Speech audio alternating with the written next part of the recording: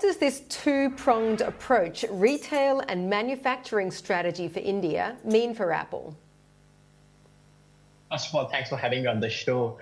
So I think there are three critical things, which Apple's trying to address with these brick and mortar stores. First is that there's this huge trend of, premiumization market, wherein, the premium segment is growing very fast in India, and the brick and mortar store really contributes a lot to this particular segment.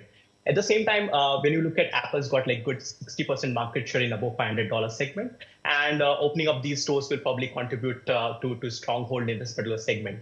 Secondly, is the ultra premium brand experience which these stores can provide to the consumers, and with all the efficient and skilled Apple employees assisting the consumers to make the purchase decision. And thirdly, it's the aspirational value which is attached to the Apple devices, and that can lead to further growth of market share in the market going forward. Mm-hmm. It basically mirrors what Apple did 10 years ago into China, doesn't it? And I guess we really saw some of the pressure points with regards to supply chains and assembly lines during COVID. So does this make a lot of sense for Apple to diversify its assembly production away from China and towards somewhere like India? Absolutely. When you see, last year Apple produced close to 15 million iPhones locally, and that was like close to 6% of the Apple's overall volume globally. And what we see, by the end of 2025, it will have like close to like 23% of the manufacturing locally in India.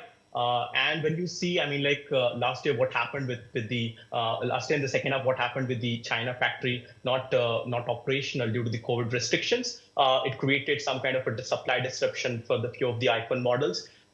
This year, particularly, what we can see is Apple iPhones, which are being launched in the second half, will have the similar timeline of production both in China and India simultaneously, and that's a very critical move. And with all the manufacturing benefits that Indian government is providing to the smartphone ecosystem, probably they are the